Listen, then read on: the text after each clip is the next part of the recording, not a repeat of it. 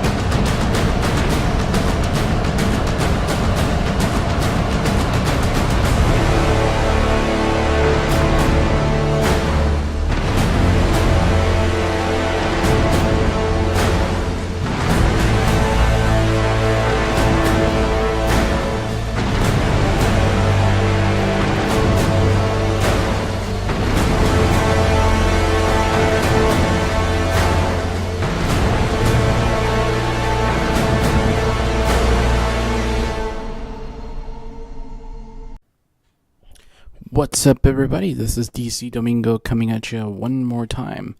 We're going to talk about quite a few things this week. Originally, I wasn't going to do a podcast, but, some cool stuff has happened and some stuff that needs to be talked about. We're going to talk about what does Black Panther means to me as a DC fan. Also, big shout out to Black Lightning on the CW. I'm also going to touch about the Justice League, me going to see it one last time in the theater versus enjoying it on the digital copy. We're going to talk about the extended scenes, Wonder Woman making a splash on HBO, and then Anaheim Comic Con. So it won't be a long, podcast. I just wanted to get some thoughts out there. Big shout out to all the people that tune in every once in a while. I do get some likes on Twitter, so I'm probably gonna link this up to them somehow. I don't want to get views, but I just want to get people exposed to a new voice out here. I'm not as big as other voices, but I think my voice is kind of unique, and I like doing this kind of stuff. So let's get started. Reasons, I guess the main reason that we're doing any kind of talk about Black Panther, it's quite simply because originally there came a giant article that kind of lit up the whole internet, saying that a bunch of DC fans were gonna boycott and talk shit about Black Panther on Rotten Tomatoes, and that was kind of a weird thing, because I guess the way we boycott shit is we just don't buy it, that's how we do things, I just don't give a fuck, I'm not gonna buy it, that kind of a thing. It does seem kind of a weird thing to go out of your way to talk shit about a sports team that you don't really give a fuck. My dad likes the 49ers. He doesn't really care to trash talk like the Oakland Athletics, it's just he just watches the game every once in a while, stuff like that. So that's where fans come from. We don't really give a fuck about the other person, so this was kind of unusual. Over the past couple years, as DC fans have been monitoring this troll named Zack Snyder, and there was a kid in our Facebook groups who kind of went around and, he kind of told us who Zack Snyder was. And one of the names released by media outlets, when the truth came out, matches this person. So it turns out the DC fans' mission to tank Black Panther was indeed to make DC fans look bad. So this person pretending to be a DC fan was targeting Zack Snyder, and has been targeting Zack Snyder for the past 2 years, even mocking parts of Zack Snyder's personal life, which I won't even go into. So that's where we've been doing for the past couple years. We've been defending Zack Snyder from trolls like him and from assholes in the media. But nobody talks about this on the media, and even in fact, when this news broke out, this got less hype, than saying, oh yeah, the DC guys are talking shit about Marvel and blah blah blah, they're a bunch of racists. And when you go to the page, the Facebook page that claimed to be DC fans, it was a bunch of alt-right people, people who just want to be racist and trolls. So this was a perfect combination, and they just wanted to talk shit about DC and Marvel. They just wanted to stir the pot. Something that mainstream news has been talking about. That it's one of the Russian tactics. Scheduling a big protest of pro-Trump and scheduling a protest of anti-Trumps, and just kind of laughing their asses off. So that's one thing that we wanted to talk about, and we always knew that this was fake because, like I said, we don't really give a fuck. If we want to watch a movie, even if it's a Marvel movie, we'll go and watch it. Case in point, Logan. A lot of people, like that movie, who are DC fans, because it's unlike all the other, Happy Meal movies that Marvel makes. So, that's, it's worth noting. And, one of the things that we want to talk about Black Panther is that, a long time ago, back in the 90s, Guillermo del Toro, who was nominated for 13 Oscars for The Shape of Water, was once offered this Zorro movie. I think it was produced by Amblin, Amblin Entertainment. It's a Kathleen Kennedy and Spielberg production. Catherine Zeta-Jones, who's not Mexican or Mexican-American, was hired to play a damsel in distress, and Antonio Banderas got to play a version of Zorro. Him being Spanish, they figured, fuck it, close enough. Anthony Hopkins played the original Zorro, which is as far removed from, as Mexican-Americans. But that's neither here or there. Guillermo del Toro walked away from the project. He did not want to partake in tokenism. And, with that frame of mind, I offered, my input to people on Twitter, kind of like cautious optimism. Hey, we've seen this kind of stuff before where a white studio just kind of like picks a bunch of minorities to kind of be like, hey, we're not really taking advantage of you. We're really doing this honestly. But it's not for free that you charge you money. It's like representation comes with a price, right?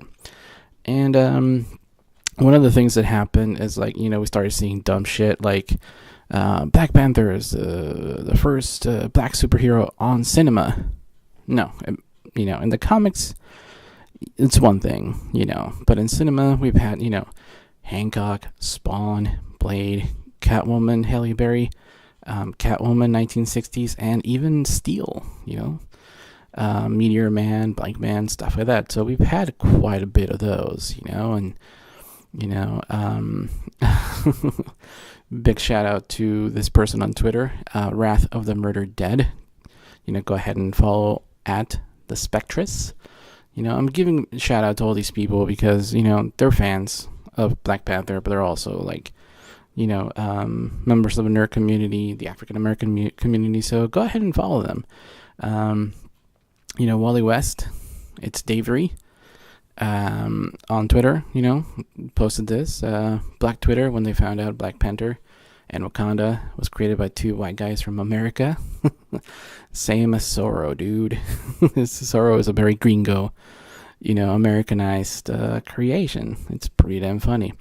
And the other thing that was kind of nice to point out by Josh at Twitter, Vintage Reality, he wrote, it's perfectly fine to be excited about Black Panther, but please stop making up lies. Because apparently people were like, oh, Wonder Woman had little to no black Amazons. The way I see it, Black Panther is superior. And, there were quite a bit of African American, Amazons. If we want to be diverse, you show all races, right? The other thing, IO9 is a piece of shit website that I boycotted a long fucking time ago because it's written by a bunch of like hipster millennials who have no fucking clue what they're talking about and seem to know very little, and they don't use fucking Google. It's kind of stupid. Anyways, they were talking about like, oh, Black Panther opens with a promise and betrayal. It's kind of Shakespearean because two brothers, and even though they pimped out to Disney before, talking about Kenneth Branagh explains why Thor and Loki is kind of Shakespearean. So yeah, I want to give a big shout out to Broken Andy Wrath at Twitter for pointing this out. And fuck Shakespeare. I'm sorry. Shakespeare's very white people. They're like, oh well, we British people conquered most of the world, so we get to say who the fuck the best writer is. I'm like, not so fast. Like the whole motif of like rivalry between brothers, it's founded in antiquity. One of the earliest examples is Enki and Enlil from Sumeria. So hashtag know your shit, right? So we've had that kind of a voice, in the community. A big shout out to T'Challa. He posted this really cool rant, which goes like this. The cast and crew are mostly millionaires. White men probably would pocket the lion's share, and y'all go back to discrimination and racial inequality. We complain about whites exploiting us, and they're doing it again. But you can recognize it because this time it comes with a ribbon. It's nothing but a cash grab, and I find the marketing revolting. Trying to make the movie seem more important than it actually is. Thinking we would all fall for the charade. Mental slavery is still a thing. We grew up watching Coming to America. What changed since? And I guess he's talking about, in social terms. After February 16th, black people around the world would wake up to the reality that Black Panther is just a movie, a comic book movie made by white people simply to profit off black inferiority complex. And, big shout out to him. That's his that's his opinion. For me, what I would say to him, it's like, well, the other thing that they're missing is that it's very much a USA product. Case in point, you have this bullshit song called Despacito, which is by two Boricuas and a Canadian, Justin Bieber. Boricuas are Puerto Ricans, Puerto Ricans aren't part of the USA, but most people south of the border always cautioned Puerto Ricans. Like, man, the US doesn't really want to make you a state. They're going to treat you like shit. I know that you think you're American, but mainland American sees you lower than anything, But a lot of Puerto Ricans are pretty proud. They're like, yeah, I'm American, and I'm better than all of you. They have to get papers. You have to cross the borders. We're part of the U.S. And they feel very patriotic. But we've all seen what how the government treated Puerto Rico after that horrible hurricane, and a lot of Puerto Ricans did vote to become independent, but they said no on the vote. The majority of people, that was prior to the horrible discrimination that Puerto Rico is facing when it comes to the rebuilding of infrastructure. But anyways, going back to this song is very much USA and two Boricuas telling the world this is Latin music. And I'm like, you included Justin Bieber, dude. Fuck you. We have a lot of great songs from Latin America that are like way superior to Despacito. But a bunch of idiots look at it and go, yeah, it's like the top video on YouTube, therefore it's the greatest. And I think that kind of mentality is fucking stupid. And that's where I think the problem comes. It's like, woke Twitter. It's people in the USA telling everybody what to believe. Just like Despacito. It's like it's just a few Latin Americans from Puerto Rico telling the entire continent of America. It's like, oh yeah, this is Latin music. And we're just like, no, fuck you. That's bullshit. Most of us think reggaeton is a joke. Because we have salsa, we have like, merengue, danzón. We have like so much stuff in our actual music. So yeah, that is the main problem. Is that again, it's like capitalism.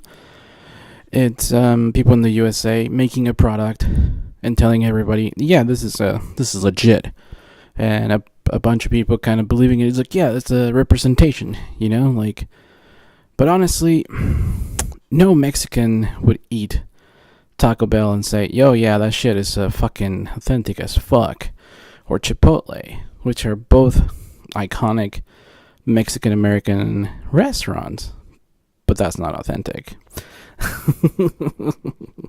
That's like commercial crap. And that's how we view Zorro. Zorro, it's gringo stuff. It's not Mexican stuff, man. So people are like, oh yeah, Zorro's Mexican. No, it's gringo stuff. So, so that was that's a kind of caution that we kind of offer. Like, for instance, T'Challa again, kind of goes and says like, yeah, Kevin Feige is the king of diversity. Based on my calculations, I've come to the conclusion that MCU stands are just about the dumbest people on the planet. And then he shows this picture with, all the diversity from DC movies. And he's pretty damn right. I mean, he didn't point out that the first Mexican on the MCU was a peasant selling strawberries on the side of the road in Iron Man 2, which is kind of racist, but no one cares. All right. Now, and T'Challa is pretty kind of level-headed. He had this cool thing about, Ronaldo and Messi, which are in rival teams. It's like one of the biggest rivalries in Spanish, Liga Española. So yeah, he's a pretty level-headed dude, and when I've offered my input about Black Panther in some groups, I made like mixed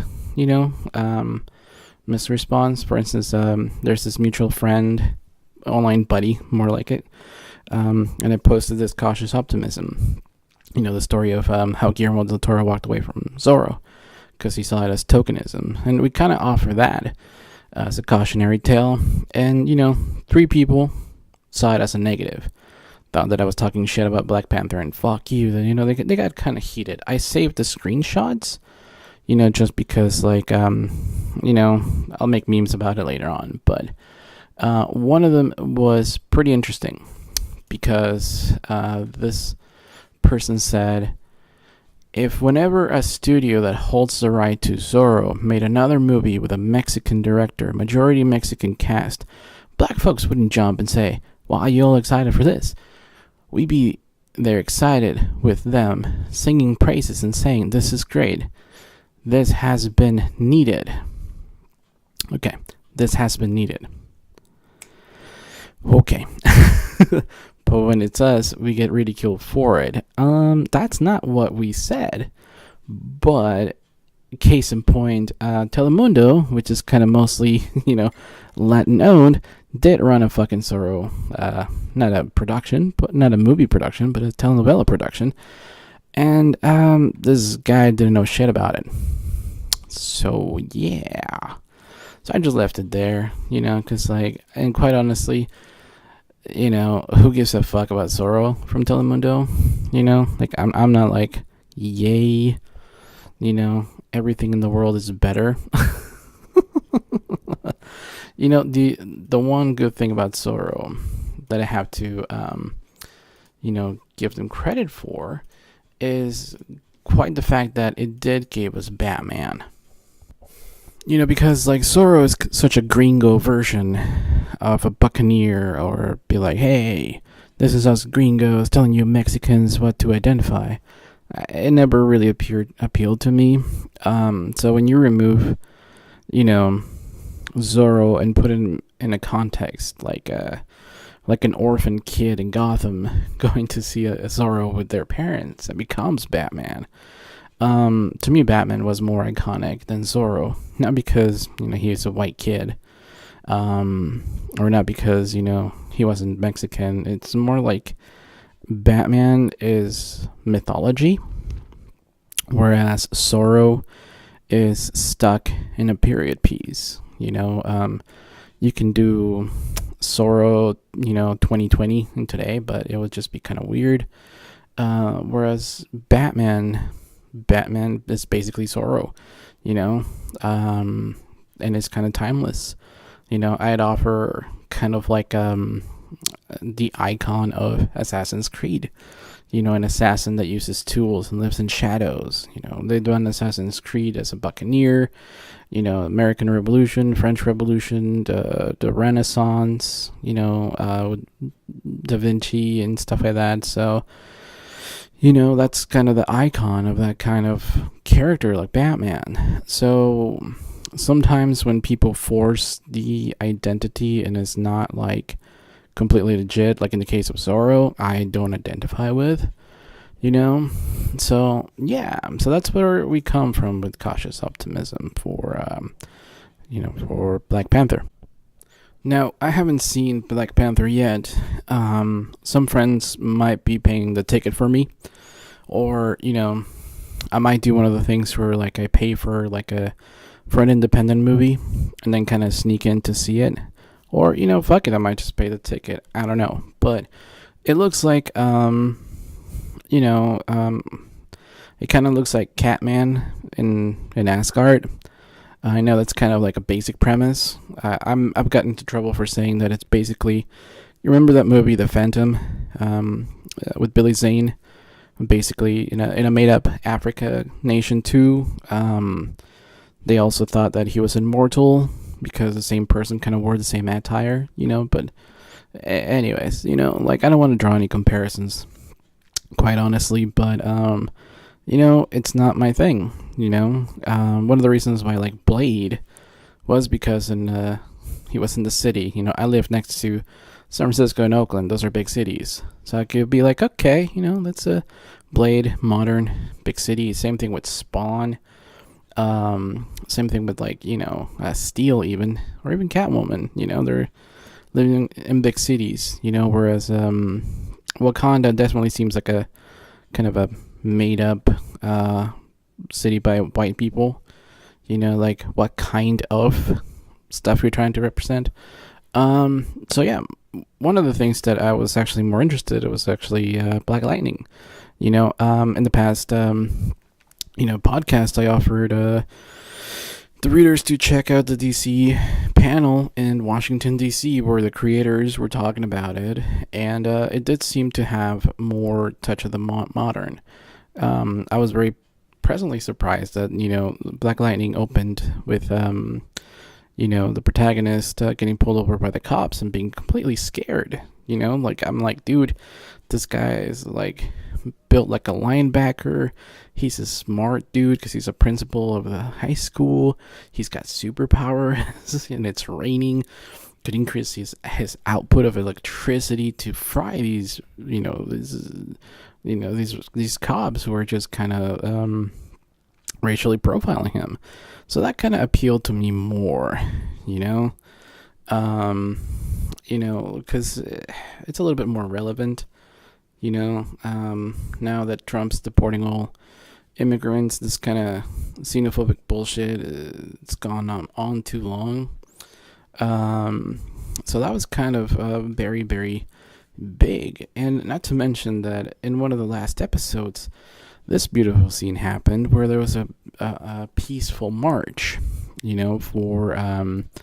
for peace in the city by a preacher.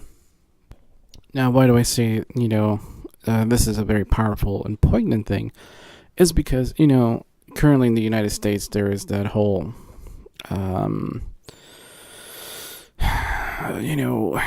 police brutality.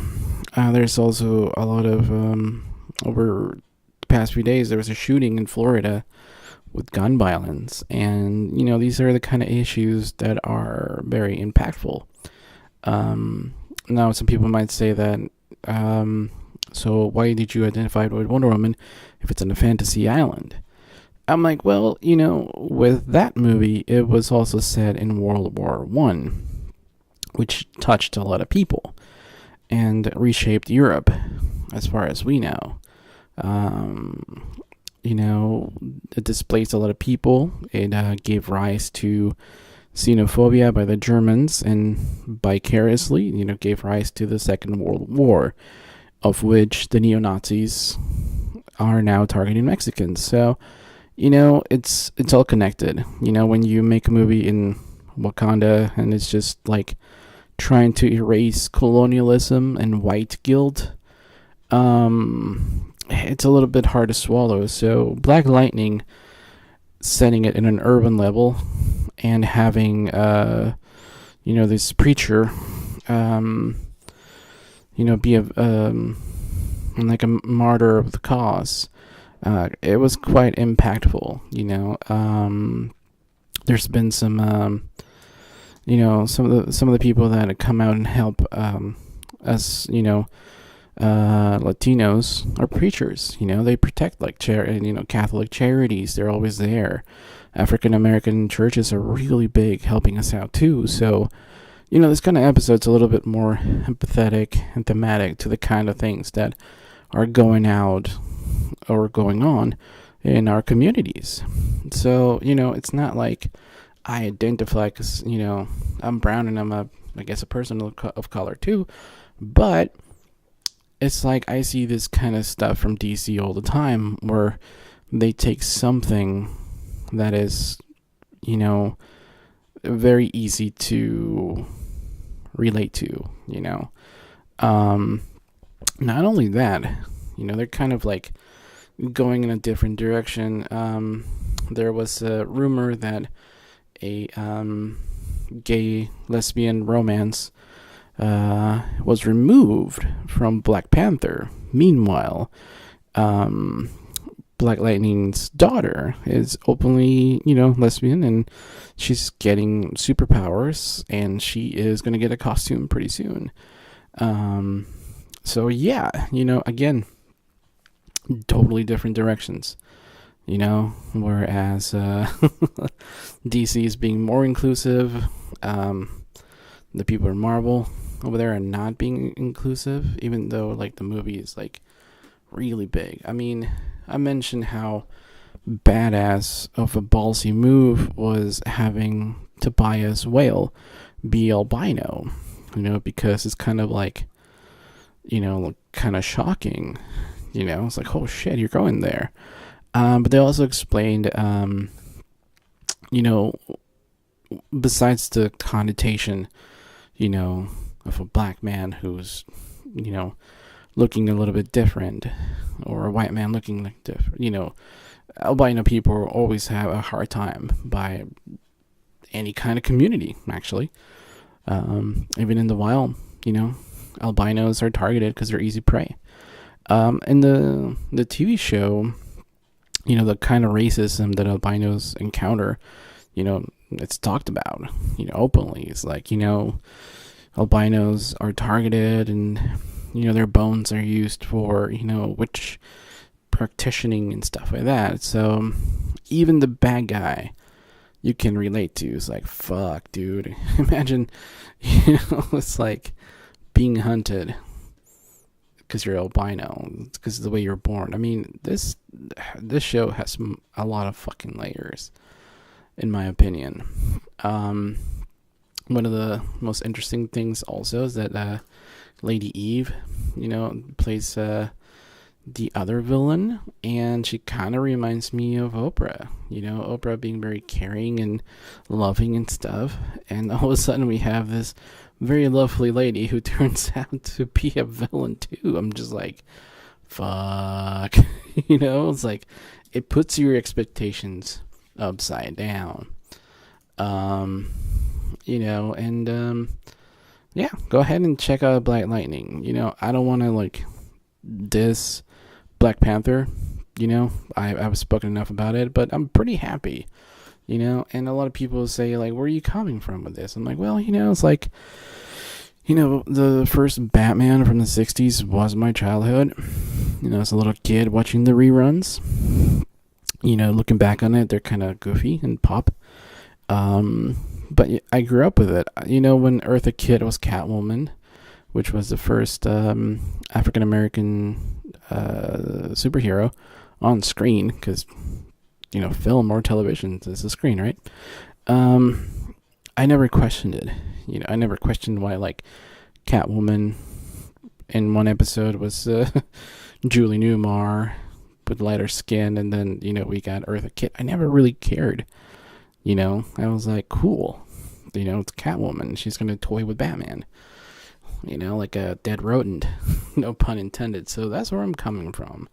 And as a DC fan, I'm very happy to see other DC fans, enjoy Black Panther. But, it's like T'Challa said, it's you can be Real Madrid or Barcelona. It's like you have your favorite teams, I don't really, like, my brother likes Barcelona. I'm Real Madrid, It's like, I don't really give him shit for it. He does like to give a shit, but I don't give a fuck. I just enjoy the things I like. Ronaldo just crossed 100 goals over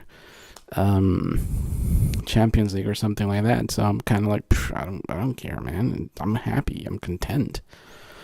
So that's where I'm coming from. I really like Black Lightning. Oh man, can you imagine if they bring other characters from Milestone Media? That'd be awesome. Like Static X. Oh yeah, that'd be awesome.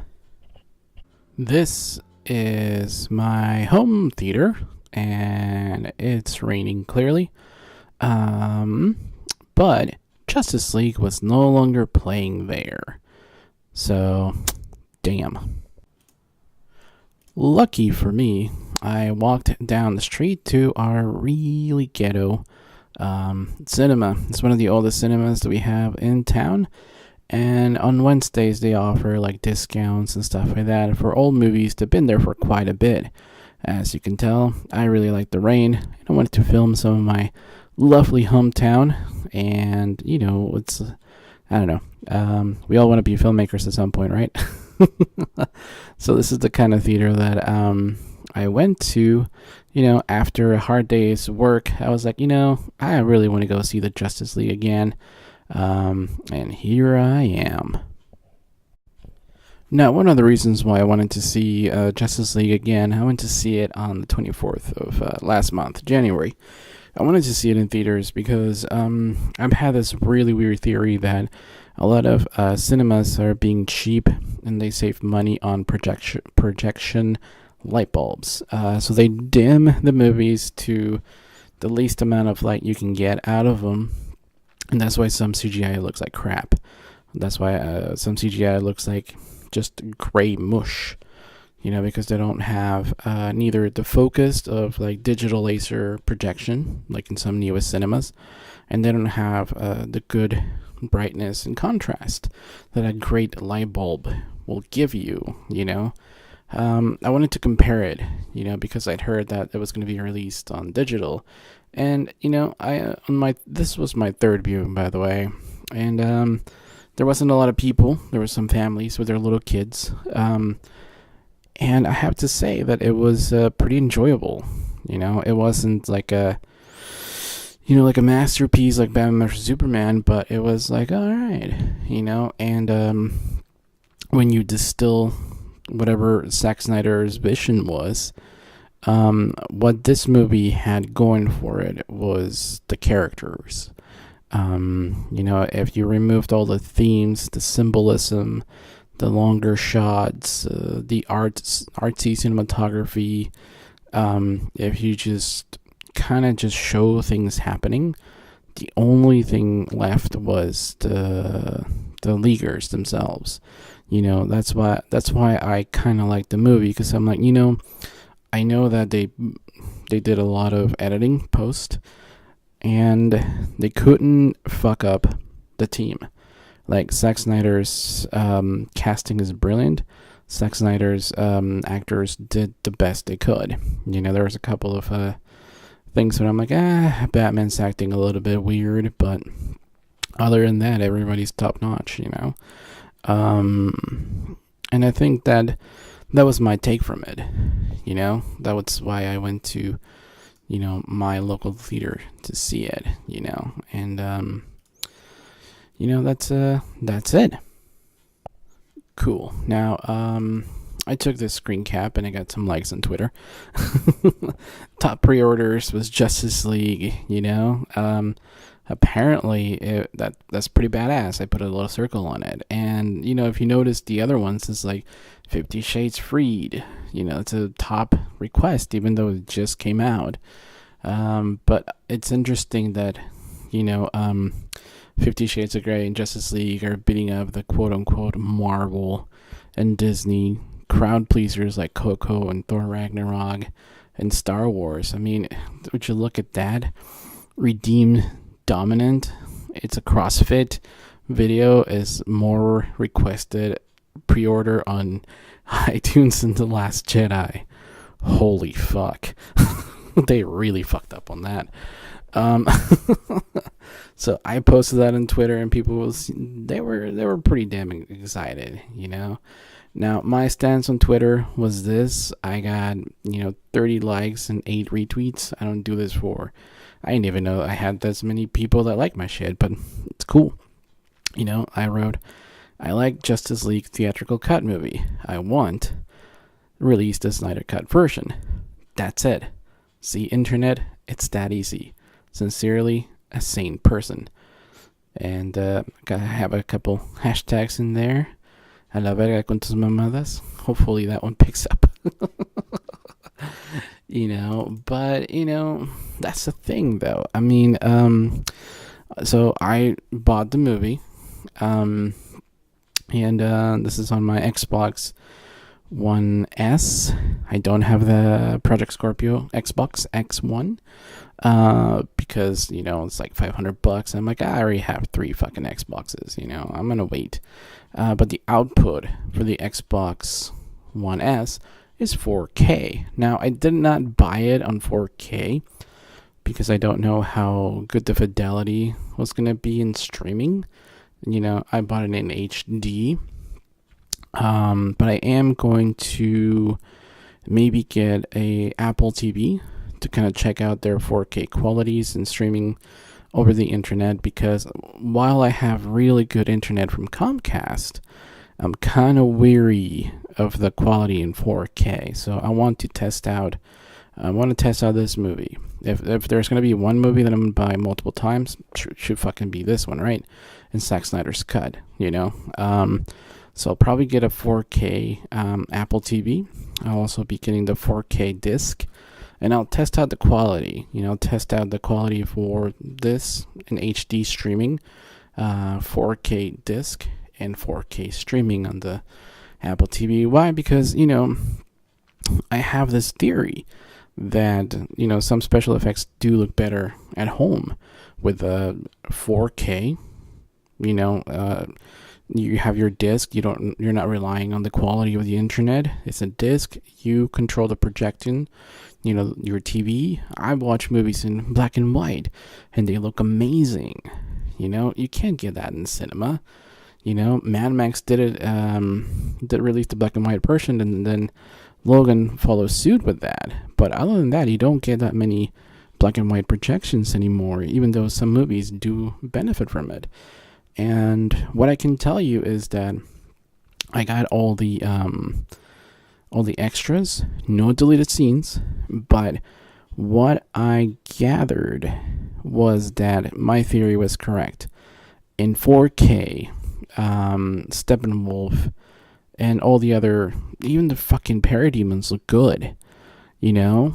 And I was like, whoa, this shit looks good. I am going to watch it again. I am going to turn down the color. Just because I'm like, in some scenes, you can tell that there were like reshoots and stuff. And I'm like, I noticed the last time that I saw Batman vs. Superman, the color scheme was a little bit brighter, I did purchase it on the Xbox, and I heard that they did the same thing with iTunes, where somebody just turned up the color in your streaming movies. So again, another benefit for having the disc. I haven't tested out that theory, but I probably should, right? And yes, I have promised you guys Wonder Woman, commentary. I should probably do that in the next podcast, and then I'll do the Justice League narration. I want to hold on Justice League because apparently they're adding one or two scenes, from what we are being told. So I'm going to hold on that. The other thing that I want to point out is this particular logo, Access Entertainment. This actually replaced the Rat Pack Dune Entertainment that you saw in the cinema. And I was like, oh, wow. And while doing some research on good old internet and Wikipedia, it seems that Access Entertainment purchased out Brett Ratner's partner out of the company. And, Access Entertainment seems to be pretty sturdy. They just got the person who was in charge of the BBC to do overseas, to oversee the European market. Access Entertainment distributes HBO in Russia.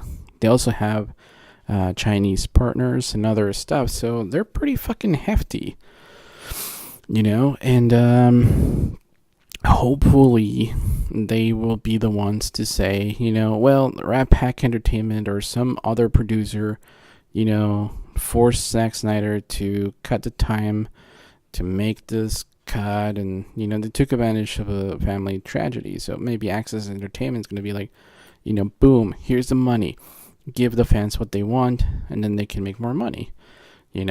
I'm hoping.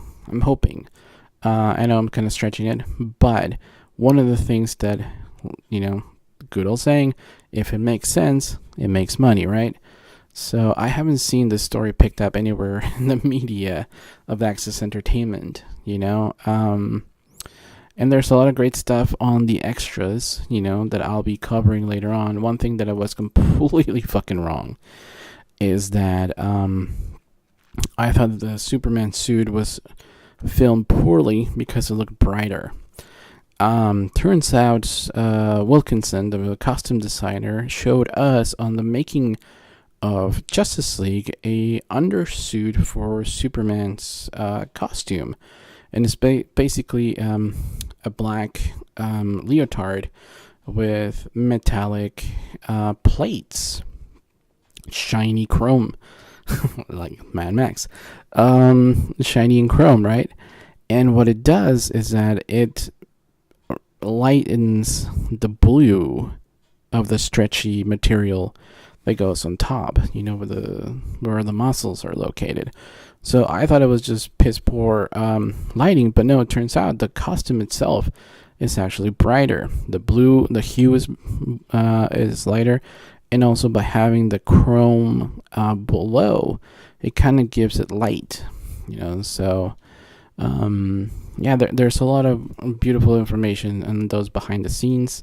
Again, I'm gonna read the making of the art of Justice League. I do have a bunch of magazines to read, so I'll have a really good commentary for both Wonder Woman and Justice League. Which, by the way, I will be purchasing the Target exclusive with the little booklet. Or, if I can get the Target, not the Target, but the Walmart one with all the rings, I might do that. I don't know, but definitely go out and support it because, if you don't buy one extra Zack Snyder scene, why would they offer you the entire cut, right? And speaking of Wonder Woman, it just debuted on HBO to great fucking ratings. It was the highest HBO viewers, for quite some time, I think. Let's see, 2.8 million viewers. 300,000 more than the coverage of the Winter Olympics. So, yeah, to say that DC is not matching Marvel, I'm just like, come on. So, congratulations to Wonder Woman for making us look good. And the last thing that we're going to cover, WonderCon is celebrating Action Comics number 1000. If you haven't heard, they're celebrating Superman's 1000 comic, and coincidentally 80 years of the character this year. So if you're going to WonderCon, get yourself the awesome cover. If you're not, go to your local comic book store and buy Action Comics 1000. There'll be a lot of variants, so get your hands on the one you like, and hopefully there's something cool for Free Comic Book Day from DC Comics regarding Superman and the celebration.